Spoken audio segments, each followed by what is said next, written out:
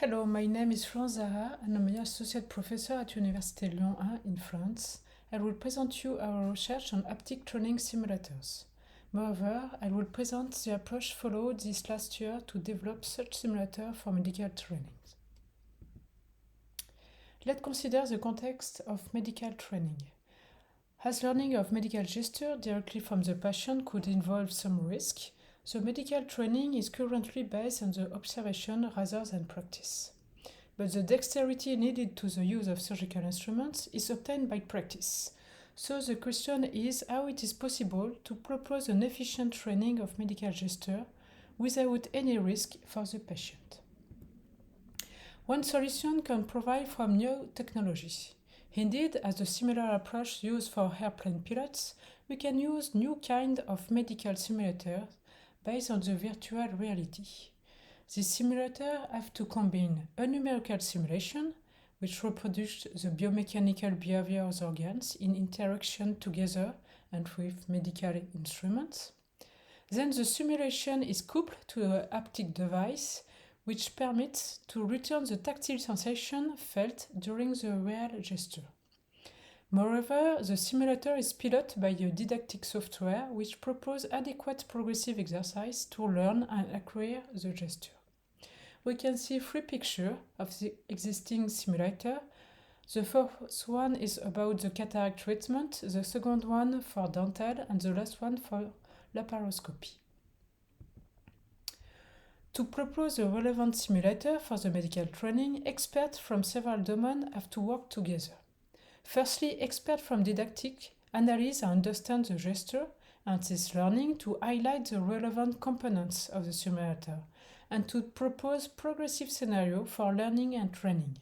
To do that, they observe the clinician during their job and they question them. At the end of the conception of the simulator, they have also to evaluate the contribution of the simulator for the learning and the training. Secondly, experts in computer science develop a numerical simulation of the behavior of the organs involved during the medical gesture. The challenge is to obtain a real-time simulation as the simulation has to be coupled to the haptic device. This haptic device is developed by experts in robotics, in mechatronics. Their goal is to propose an adequate device returning the usual tactile feeling during the medical gesture. And of course, this simulator is developed with clinicians who validate the pertinence of the different components of the simulator. Thus, they have to validate the result of the simulation and the sensation obtained with the haptic device. Let's now present a summary of the design process of such haptic training simulator. In most cases, the process begins with when clinicians need to acquire a particular difficult gesture. From there, an analysis is carried out to understand this gesture and above all to understand how it is learned. This makes it possible to identify the didactic approach to be followed to learn the gesture. Based on this analysis, a set of specifications is proposed for the simulator, highlighting its various components. A certain amount of data must then be collected, such as medical images to reconstruct the geometry of the organ involved in the gesture, or instrument data, or the amplitude of the force exerted during the gesture. From there, the design of the numerical and haptic component can begin. For their coupling, we need to agree on the data that will be exchanged between them. Generally, it is the position and force at particular points of the organ or instrument. Let's note that in general, precise model parameters are not available in the scientific literature. So a test and trial process is necessary to tune the simulator based on expert user feedback, in particular to adjust the feel and force involved in the haptic component. This design process ends with the description of the validation step. The design process generally requires a parallel development between the numerical and the haptic components. The haptic components of the simulators has to enable the trainee to manipulate the usual medical instruments and reproduce the kinesthetic sensation felt during the procedure. The simulation can provide a visual rendering of reality, or on the contrary, it may show to the trainee, and also sometimes to the trainer, areas that are usually hidden. Moreover, this numerical part computes the force information required by the haptic device, or sometimes position or specific points of organs.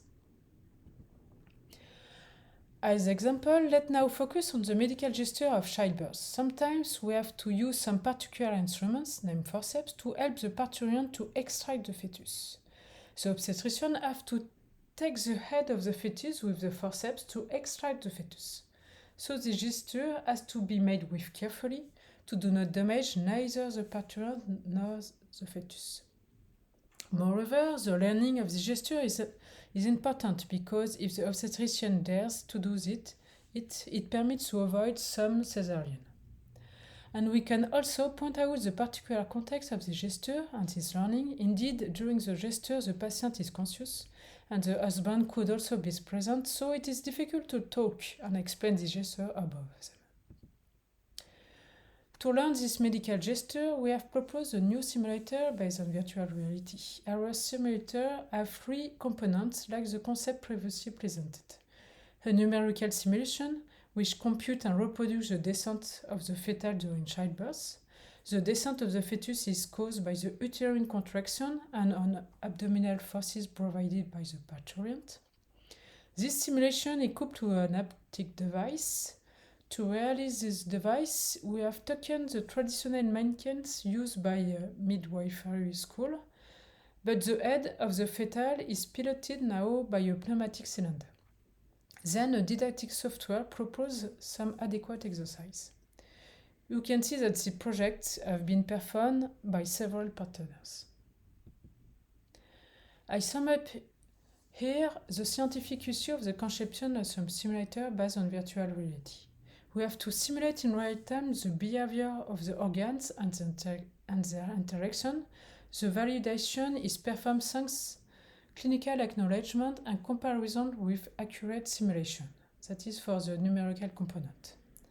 For the haptic component, we have to propose an adequate haptic device custom for the gesture to render the sensation felt during the medical gesture. And we have to ensure the stability of the complete solution. Let's now focus on the numerical simulation. If you use accurate geometrical models and complex constitutive laws, the biomechanical simulation can take few hours to compute the strength of the organs. But we have to be fast to interact with the haptic device. So some simplification have to be proposed. And the challenge is to find the adequate compromise between the accuracy of the simulation and its execution times and stability, of course. In our childbirth simulation, we use a simplified geometrical models with less than 2 degrees the computation time, and we have used not complex constitutive laws. Moreover, let's note that for a training simulator, we don't have to reproduce with accuracy the behavior of each organ, but we have to reproduce a global realistic behavior. That is, for the childbirth simulator, we have to obtain a correct trajectory of the fetus during its descent. Let's now focus on the haptic component. The challenge we face in integrating the haptic component into medical training simulator can be summarized in 4 obstacles that need to be addressed. Firstly, we aim to reproduce the familiar feel of medical tools to enhance immersion and facilitate the reuse of accurate skills. This involves recreating the physical sensation of using instruments commonly found in medical practice. Furthermore, we must ensure that our haptic system can render realistic forces and variable stiffness. Whether it's simulating the delicate insertion of a catheter into a brain ventricle or the firm contact with bones, the technology needs to accurately convey the sensation to the user. To achieve this, we must explore the use of various actuators, including electric, pneumatic, and rheological fluid braking systems. Each chip offers distinct and valuable properties for haptic feedback. Combining several of them is sometimes necessary, as in the epidural simulator depicted here, with an electric device for the needle insertion and a pneumatic cylinder for the sewing. Additionally, we must effectively manage the coupling between the haptic component and the numerical simulation. This involves synchronizing different sampling periods without introducing vibration and implementing fast, stable, and robust control laws to ensure a seamless user experience. In summary, addressing performance issues help design more effective training tools. In this movie, you can see the coupling between the simulation and the haptic device. In our simulation, the aim of the simulation is to compute the trajectory of the fetus during the childbirth and to simulate the potential deformation of the head of the fetus, as the goal is to communicate to the haptic device the force applied on the fetal head and its position, and reciprocally to take into account the movement made by the user. This is possible thanks to sensors put in the head of the fetus and forceps. The descent of the fetus is caused by uterine contraction and abdominal forces applied on the uterus, so we have reproduced this force. Then the pneumatic cylinder, you can see here, is moved according to the position of the head computed by the simulation and is pilots the head of the plastic mania. With this coupling, the user can interact with the simulation thanks to haptic device. So at the end, we have the visualization of the organ with the simulation, and we can interact with the simulation thanks to the haptic device, which reproduces a tactile sensation of the gesture. The goal is to obtain a complete immersion during the learning and training. The difficulty when we develop this kind of simulator lies in ensuring that users do not learn to operate the simulator, but learn to operate a real patient. That's why the simulator validation phase is so important, to ensure that the simulator is helping novices to learn and practice the gesture. One of the advantages of numerical simulation is that it allows us to see all the usual situations as well as the rare one that is difficult to see in traditional training. Moreover, simulation enables us to visualize the movement of organs for a better understanding of the gesture. This permits to improve the knowledge and the reasoning to be done during the gesture. At the end, there is a better understanding of it. And of course, this kind of simulator permits to practice the gesture to obtain the necessary dexterity before going to a patient. At shorter term, the goal is to make a patient-specific simulator as future. That is, the idea is to take the medical images of a particular patient to perform the simulation with this data. Then the simulator is used to train before, for example, a risky operation. Moreover, this kind of simulator can help to make some prediction. In the case of the children's simulator, it permits a better understanding of the force involved during childbirth. And at shorter term, the idea is to predict the damage caused by the childbirth on the tissue of the parturient. And the simulator can help to a better care of prolapse. In conclusion, the development of such simulator requires a long process from a scientific and technical point of view, as well as an important validation phase to ensure that the simulator can play out the scenario developed for learning and accelerate learning. But we believe that this simulator can make a major contribution to medical training. So thank you for your attention. And now we can ask some questions if you want to Arnaud. Thank you.